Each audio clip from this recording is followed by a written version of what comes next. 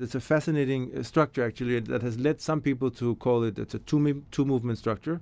Some people say it's a three-movement structure. Some people call it a four-movement structure. I lean to the middle one, that it's a three-movement. It starts off with a very elaborate accompanied cadenza, and it's of such big and vast proportion that it seems like a movement in itself, and that's what has led some people to call this the first movement. I don't think so. I think it's a large introduction in accompanied cadenza style, because it's his own piece, but it's extremely elegiac and ends harmonically, you would think, except the final note in the violin leaves it as a question, and that leaves us right into the final concluding movement, which has again some sense of ambiguity in its character, because it could be a very aristocratic sort of, not a minuet, but a kind of a light 3/8.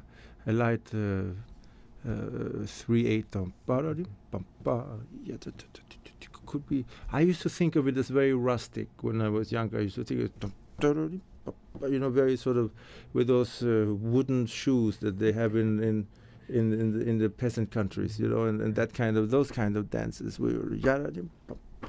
And now I'm not sure. It has elements of both. There's so much in it. There's tender moments. There's a little waltz in there. There are rustic moments for sure.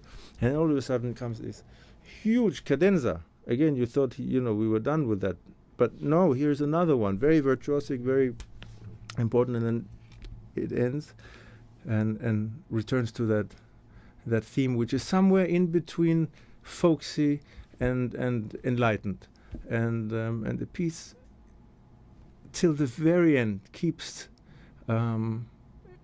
humor as a central part of its expression. There's always a twinkle in the eye there that I find charming. I think there's so much in that piece, really.